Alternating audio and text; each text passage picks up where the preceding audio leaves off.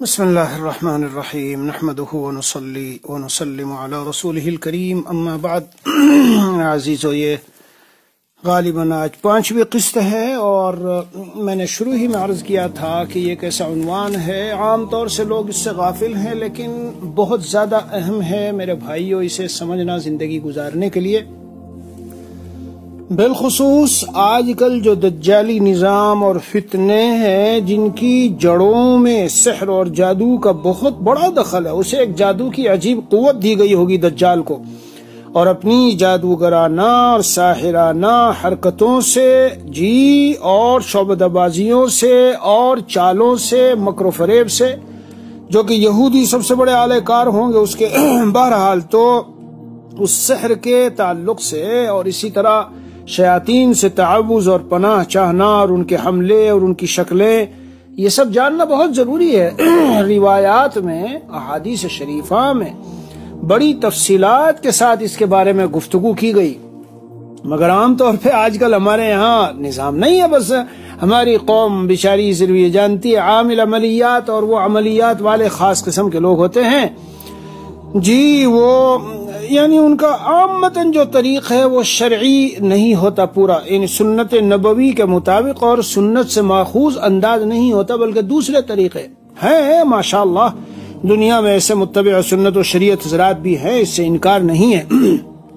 بہرحال اس لیے میں عرض کر رہا ہوں، ہمارے بہت سے احباب کو یہ لگے گا کہ یہ تو بہت لمبا مضمون چل رہا ہے۔ یہ اس لیے چل رہا ہے کہ ہر گھر کی، میں کہہ رہا ہوں سوچ سمجھ کے بول رہا ہوں، ہر گھر کی ضرورت، عامتاً گھروں میں لوگ اس سے متاثر، شادی شدہ جوڑے چند دنوں کے بعد اس کا شکار ہو جاتے ہیں۔ گھروں میں، خاندانوں میں، لوگوں میں کتنے بیماروں میں، ہاسپٹلوں میں کتنے بیمار لیٹے ہیں، انہی چیزوں سے متاثر ہیں، مگر ہم صرف مرض تو جانتے ہیں، صرف بیماری کا ایک چیز جانتے ہیں کہ وہ مرض و بیماری، باقی چیزوں کو جانتے نہیں، ذہن ہی نہیں جاتا۔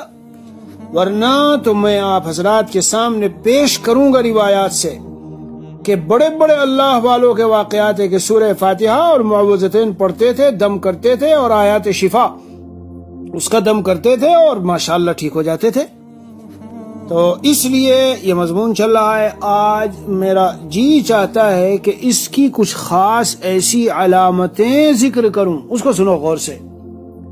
یعنی وہ علامتیں اگرچہ ان میں سے بعض بیماری میں بھی پائی جاتی ہے، لیکن اس کے یعنی اکثریت وہ سحر و جادو، نظر بد اور جنات کی صورت میں پائی جاتی ہے، اور بے شک اس میں امتیاز کرنا، فرق کرنا، الگ الگ کرنا، پہچان جانا، یہ باریک بینی یعنی ایک باریک نظر رکھنے والے کا کام ہے۔ کتابوں میں لکھی ہوئی عبارت ہے جو میں بول رہا ہوں، خود میرا تجربہ ہے، ہاں۔ لیکن بہرحال جب کسی عالم سے اور اللہ والے سے اور نیک صالح کسی شخص سے ربط و ضبط و تعلق اور اس کو احوال بتائے جائیں تو وہ لمحوں میں سمجھ جاتا ہے۔ جس طرح میرے عزیز اور میرے بھائیوں، جہاں گرمی نظر آئی سمجھ لو کہ اس کے بیک پہ کہیں نہ کہیں آگ ہے، دھواں نظر آیا سمجھ لو آگ ہے، دھوپ نظر آئی سمجھو سورج نکلا ہے۔ بس اسی طرح سے بادل نظر آئے تو سمجھو کہ بارش ہوگی۔ علم غیب نہیں ہوتا کہ آپ کہنے لگے کہ علم غیب نہیں،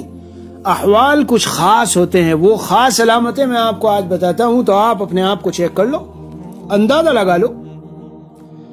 بعض جو دنیا میں ایسے لوگ ہیں جو کہتے ہی نہیں کہ جنات بدن میں آتے ہیں اور جنات شرایت کرتے ہیں اور اثر انداز ہوتے ہیں، یہ جمہور امت کے اور پوری دنیا کے جو میجورٹی ہے علماء کی، اسلاف کی اور اکابر اہل السنہ والجماعہ کی، اس کے بالکل خلاف ہے۔ امام احمد ابن حنبل رحمہ اللہ کے بیٹے، انہوں نے اپنے والد سے سوال کیا کہ بعض لوگ اس طرح کی بات کہتے ہیں کہ یہ کسی کے اوپر وہ نہیں ہو سکتے اور متاثر نہیں کر سکتے، تو اس کے بارے میں کیا ہے؟ حضرت امام احمد ابن حنبل رحمہ اللہ نے جو جواب دیا میں آپ کو سناتا ہوں۔ جیسے ہم میں بہت سے ہیں بھائی نہیں مانیں گے، ارے ان سب چیزوں کے چکروں میں نہیں پڑا کرتے، اور یہ تو کچھ نہیں، یہ تو سب ویسی ہی باتیں ہیں۔ میں عرض کرتا ہوں ویسی باتیں نہیں ہیں۔ حضرت عبداللہ جو بیٹے ہیں امام احمد حنبل رحمہ اللہ کے، وہ کہتے ہیں کہ میں نے اپنے والد ماجد کے سامنے اس طرح بات کہی کہ کچھ لوگوں کا خیال ہے کہ انسانوں کے جسموں میں جنات نہیں آ سکتے، تو میرے والد یعنی امام احمد بن حنبل رحمہ اللہ نے جواب دیا، اے میرے پیارے بیٹے وہ جھوٹ کہتے ہیں، وہ جھوٹ کہتے ہیں۔ اور پھر کیا فرمایا؟ وہی تو ہے جو ایسے شخص کی زبان پہ بول رہا ہے، وہ جن ہی بول رہا ہے جو اس طرف سے ذہن ہٹوانا چاہتا ہے۔ کتنے جوڑوں میں جدائیگی ہو گئی اور کتنی بیماریوں کی دوائی کھا کھا کے تھک کے چورا ہو کے بیٹھ گئے، مگر جب وہ تھی نہیں تو کیا ہو؟ جب وہ چیز تھی نہیں، وہ جو چیز ہے نہیں آپ اس کا علاج کر رہے ہو تو فائدہ کیسے ہوگا؟ تو میرے بھائیو آ جاؤ، آج میں کچھ علامتیں آپ حضرات کی خدمت میں پیش کر دوں تاکہ اس کا اندازہ ہو، اور علامتیں بھی بتاؤں گا اور پھر ہر ایک کے بارے میں الگ الگ چیزیں بتاؤں گا انشاءاللہ۔ مرض کے بارے میں الگ، سحر کے بارے میں الگ، جنات کے بارے میں الگ، اور اسی طرح نظر بد کے سب کے بارے میں الگ الگ، پھر ان کے اخیر میں انشاءاللہ علاج معالجات، یعنی اللہ نے اور اللہ کے رسول صلی اللہ علیہ وسلم کلام دیا اور نبی کریم میں عظیم الشان کلام دیا، اور نبی اکرم صلی اللہ علیہ وسلم نے بڑے قیمتی کلمات دعائیہ عطا فرمائے جن سے ہماری مکمل حفاظت ہوتی ہے، وہ آپ کو انشاءاللہ بتاؤں گا۔ دیکھو میرے بھائیو، بہت سی مرتبہ انسانوں کو یہ عارضہ پیش آتا ہے کہ لیٹ جاتے ہیں تو کہتے ہیں کہ جی نیند نہیں آ رہی ہے۔ اب میرے عزیز دیکھو غور سے سننا، مجھے بلیم نہ کرنا، یعنی مجھے الزام نہ دینا اور یہ نہ کہنا یہ کیا بول رہے ہیں۔ میں جانتا ہوں بیماری کی وجہ سے بھی بہت مرتبہ ہوتا ہے، دماغ میں خشکی ہے جی۔ نیند کی ترتیب جو اس طرح ہے، کبھی دن میں ہے کبھی رات میں ہے، تو نیند کی ترتیب بگڑی ہوئی ہے، الٹ پلٹ ہے۔ ایسی نشیلی دوائیاں وغیرہ کھا لی ہے کہ اب نیند کی ترتیب بگڑ گئی، یا نیند آور ٹیبلٹ کھا لی ہے تو بھی نیند کی ترتیب بگڑ، یہ تو سب امراض کی قبیل کی چیز ہے۔ لیکن میرے عزیزو، کبھی ایسا ہوتا ہے کہ جب رات کو لیٹنے چلے تو ایک ان نون اور ان سین، یعنی نہ پتا ہے نہ نظر آتا ہے، عجیب سا خوف ہے، اور سینے پر بھاری پن ہے، اور اندر میں ایک بلا وجہ کی گھبراہٹ ہے۔ اب جب یہ بستر پہ لیٹ گیا، تکیہ رکھ کے سونے لگ گیا، تو وہ گھبراہٹ نیند نہیں آنے دے رہی، عجیب عجیب قسم کے خیالات آ رہے ہیں۔ نیند آئی اور نیند آنے کے بعد گھنٹے آدھے گھنٹے میں بالکل ایسے آنکھ کھل گئی، پتہ ہی نہیں کیوں، بالکل نیند ٹوٹ گئی۔ کتابوں میں لکھا ہے وہ جو شیطان ہے وہ جگا دیتا ہے آ کر، اور کبھی بالکل ہی رات 2 بج گئے، 3 بج گئے، نیند نہیں آ رہی ہے۔ جی ہاں، یہ نیند آئی مثلا 2 گھنٹے 3 گھنٹے کے بعد آنکھ ٹوٹی، اب نیند آنے کا نام نہیں لے رہی ہے۔ رات جیسے اندھیرا چھانا شروع ہوا تو اس کو گھبراہٹ شروع ہو گئی، اور کبھی محسوس ہوتا ہے جیسے کوئی آواز ہے، کبھی محسوس ہوتا ہے کوئی ڈرا رہا ہے، کوئی شکل نظر آ رہی ہے، کوئی سایہ نظر آ رہا ہے، کبھی سوتے ہوئے ایسا لگتا ہے جیسے شیر اور کوئی درندہ اس پر حملہ آور ہے، اس کو پکڑ کے کھائے گا اور حملہ کر رہا ہے، بھگا رہا ہے اس کو۔ کبھی ڈراؤنی عجیب عجیب شکلیں نیند کی حالت میں نظر آئیں گی، کبھی یہ چلتے چلتے بھاگا دوڑا اور ایک دم اوپر سے نیچے کو گرا۔ جی ہاں، ایسا بہت ہوتا ہے، بھاگا بھی نہیں جاتا، کبھی جب پیچھے سے کوئی چیز بھگا رہی ہے میں بھاگا نہیں جاتا۔ یہ عامتاً یہ شکلیں 99% یہ سب شکلیں میرے عزیزوں کہیں کی ہے، یہ اسی کی ہے کہ تمہیں مس شیطانی ہے، اثرات کہیں سے تم متاثر ہو گئے ہو، کسی گھر میں ایسے چلے گئے، یا ٹوائلٹ وغیرہ میں اس طرح سے، یا شوہر بیوی کے ملنے میں بالکل ننگ اپن اختیار کر لیا، دعائیں نہیں پڑھی صبح شام کی، یا جیسے سب میں نے بتایا تھا کسی ایسی جگہ پیشاب کیا، یا وغیرہ وغیرہ، عاشقانہ طور پر کوئی جن کسی عورت پر یا جنہ کسی لڑکے پر عاشق ہو گئی وغیرہ۔ بہرحال یہ اس قسم کی چیزیں ہیں کہ جو آدمی کو نیند سے کے تعلق سے میں نے بتائی، اور جب بیدار ہے جاگتے ہوئے بھی کچھ علامتیں بتاتا ہوں۔ جاگتے ہوئے ایک علامت من جملہ اس کے یہی ہے جو میں نے شاید پہلے دن میں نے یا دوسرے دن حضرت عثمان بن العاص رضی اللہ عنہ کی روایت نقل کی تھی، حدیث سے بتا رہا ہوں۔ نمازوں کی طرف بالکل طبیعت ہٹ گئی، نہ نماز پڑھتے ہیں تو اس میں کوئی دھیان دماغ موجود ہے، ذہن استحضار نہیں ہے بالکل، اور عجیب سی نماز کے دوران بے کیفی ہے، بے کیفی یعنی بالکل جیسے بالکل اندر دل بالکل ایک چٹیل میدان ہو چکا ہو، جیسے کچھ ہے ہی نہیں دل میں، ایمان کے کچھ انوارات یا استحضار یا دھیان یا توجہ جیسے کچھ بالکل محسوس ہی نہیں ہو رہی ہے۔ حضرت عبداللہ عثمان ابن ابی العاص رضی اللہ عنہ کو یہ حالت پیش آئی.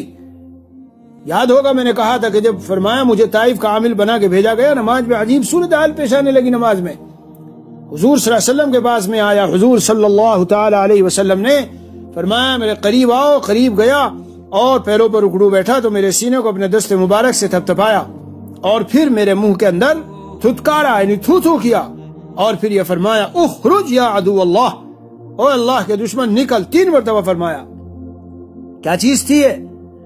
تو آیات عقاب و عذاب سن کر سینے میں تنگی محسوس ہونا، ایسے جیسے دل دبا جا رہا ہو، اور اسی طرح وقتاً فوقتاً کبھی بے ہوشی والی کیفیت، اور ایک ڈپریشن اور ٹینشن اور اعضاء کا تناؤ اور کھچاؤ، جی دل دماغ میں بالکل ایسے. اگر وجہ پوچھو کوئی بھی وجہ نظر نہیں آ رہی ہے، کوئی خاص وجہ نہیں ہے.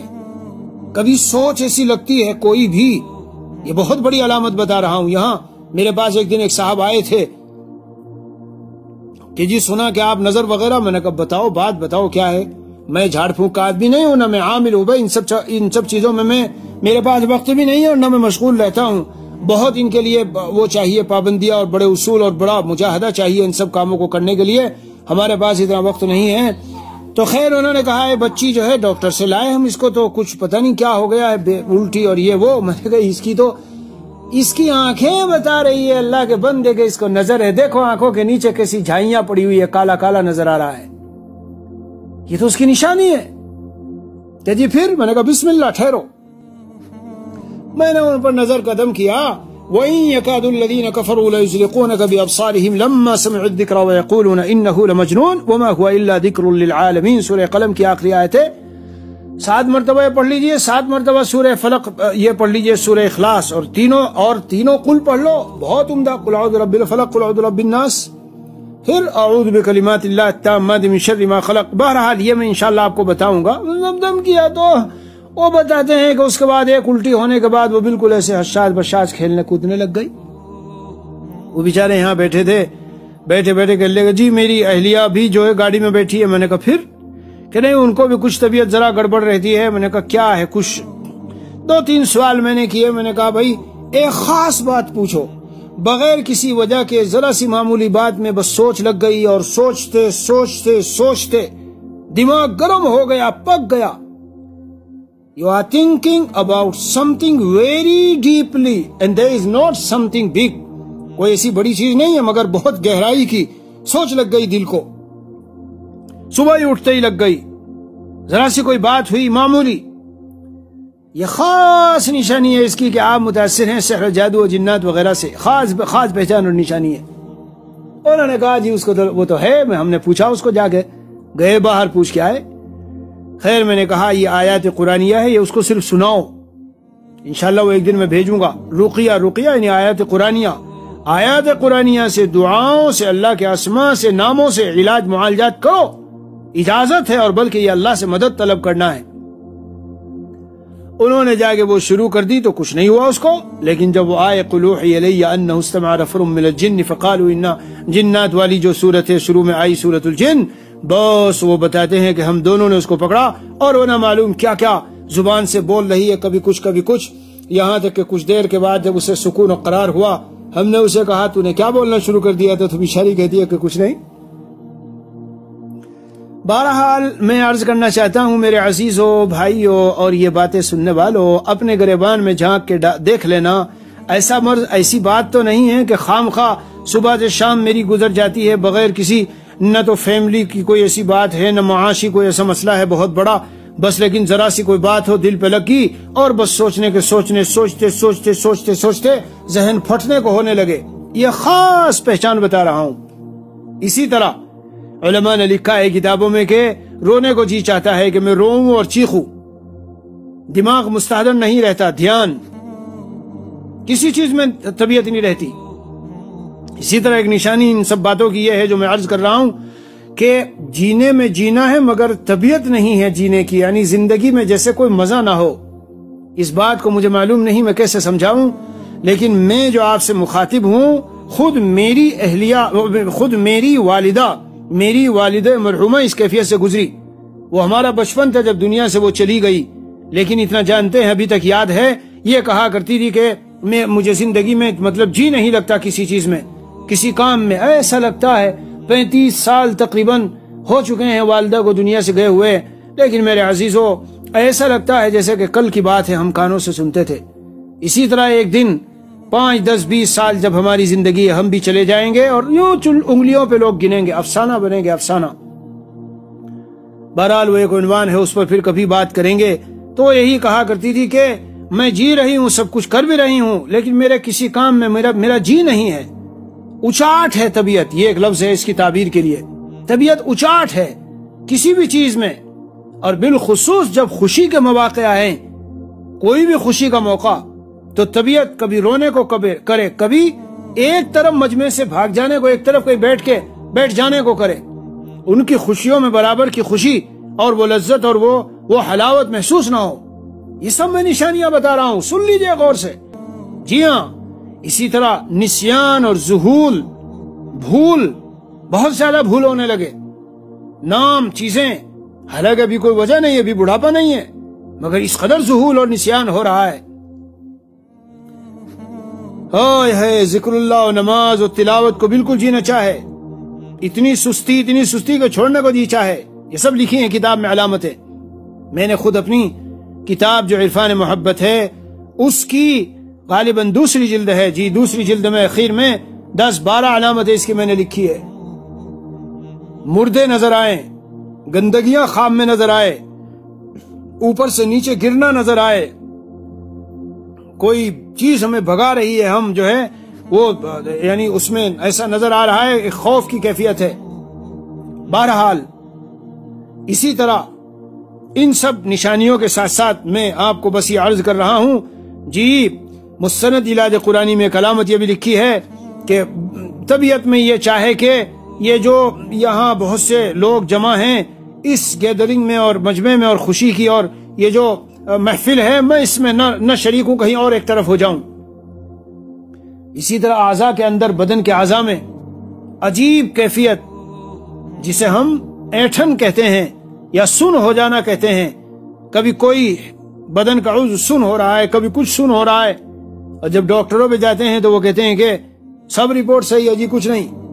عورتوں کی کمر کا درد عام طور پر لکھا ہے کتاب میں، عام طور پر رحم میں تکلیف، کمر کا درد، اور مہینے کا جو نظام ہے اس کی ترتیب کا بگڑنا، مہینے کا جو نظام ہے اس کی ترتیب کا بگڑنا. اسی طرح سر میں درد کی کیفیت مستقل رہنے لگنا. سر میں درد تو طبعی بھی ہے، دوائی کھائی ٹھیک ہو گیا، لیکن یہ کہ مستقل رہنے لگنا. لکھا ہے کہ یہ ساری چیزیں عام طور سے جب ہی پیش آتی ہے جب نظر و جنات و جادو ان میں سے کسی ایک کا تاثر ہو. تو ایسی صورت میں کرنا کیا چاہیے میرے عزیزو؟ اگر ہم کو یہ پتہ نہ چل پائے کہ جو کچھ صورتحال ہے یہ میری بھی ہے، فلاں کی بھی ہے، فلاں کی بھی ہے، اور مجھے تو ہرگز جو ہے کچھ نہیں ہے سوائے بیماری کے، مجھے تو صرف مرض ہی ہے، میں آپ کو ایک بہترین پیمانہ بتاتا ہوں، شاندار ایک پیمانہ، شاندار ایک اسکیل، جی ایک معیار جس سے آپ پہچان لیں. منزل اور آیات قرآنیہ وغیرہ پڑھے اور پڑھنے کے بعد جب 1-2 مرتبہ دم کریں تو پتہ چلے گا طبیعت میں تغیر ہے. بیوی شوہر میں بات ہوئی ذرا سی اور جھگڑا، اور اندر میں بدن میں آگ لگنے لگی اور غصہ رگوں میں پھیلنے لگا. یہ منزل پڑھ کے اور آیات قرآنیہ یعنی یہ آیت الکرسی اور سورہ اخلاص، سورہ فلق، سورہ ناس پڑھ کے اپنے اوپر 3 مرتبہ پڑھ کے دم کرو، پانی پہ کر کے پیو. اسی وقت لمحے میں پتہ چل جائے گا کہ یہ غصہ اور یہ ساری چیزیں طبعی تھی یا خارجی چیزوں کے اثرات سے تھی. عزیزان من، آپ کو یہ محسوس ہوگا کہ جیسے کوئی چادر سی اڑائی گئی تھی، جال سا میرے اوپر پڑا ہوا تھا، میں اس میں لپٹا ہوا تھا اور اس جال سے کے اندر سے میں نکل گیا. دماغ سے، بدن سے، رگو ریشے سے ایسا لگے گا جیسے گرمی اور حرارت اور جوش اور تیش بالکل بدن سے باہر ہو گیا. جب آپ یہ کریں گے اور دم کر لیں گے، اگرچہ وہی سیم بعینی ہی وہی آپ کی بیوی اسی طرح لڑنے کی کیفیت میں سامنے موجود ہے، لیکن آپ کو اللہ نے ہوش دیا اور آپ نے سوچا لاؤ ذرا ایسا کر لوں، کہیں ایسا نہ ہو طبعی چیزیں نہ ہو خامخواہ کے وجہ سے ہمارا جھگڑا بڑھ رہا ہو۔ یہ میرے عزیزو ایسے موقع پہ جمنا اور اس طرف ذہن جانا یہ بھی تو اللہ کی خصوصی رحمت ہے، ورنہ آدمی یہ سوچتا ہے میں کیوں اس سے کم پڑھوں، میں کیوں اس سے نیچا پڑھوں، یہ تو میرے اوپر شیر بن جائے گی، دلیر ہو جائے گی۔ ارے میرے پیارے، بہادری تیری یہی ہے اور کمال فہم و علم یہی ہے کہ اس موقع پہ اللہ کی طرف متوجہ ہو کر خود بھی پڑھ، اپنے اوپر دم کر، اس پر دم کر، پانی پر دم کر، اور پیو اور پلاؤ، اور اس کے بعد دیکھو 5 منٹ کے بعد وہی کیفیت باقی ہے یا ختم ہو گئی۔ اگر ختم ہو گئی تو سمجھ لو کہ یہ طبعی چیز نہیں ہے، خارجی اثرات سے ہے۔ بہرحال اللہ عز و جل ہم سب کی مکمل حفاظت فرمائے، حق تعالیٰ اپنی رحمت سے فضل کا معاملہ فرمائے، اور جتنے دجالی فتنے ہیں اور سحر و جادو، جنات و مرض و نظر کی جتنی چیزیں ہیں، اللہ تعالیٰ میری، آپ کی، ہم سب کی ہر طرح سے حفاظت فرمائے، اور اس طرح اللہ ہمیں جسمانی اور روحانی تمام امراض سے نجات عطا فرما دے، اور عافیت دنیاوی اور اخروی اللہ تعالیٰ ہم سب کو عطا فرمائے۔ وصلی اللہ علی النبی الکریم وعلی آلہ واصحابہ اجمعین۔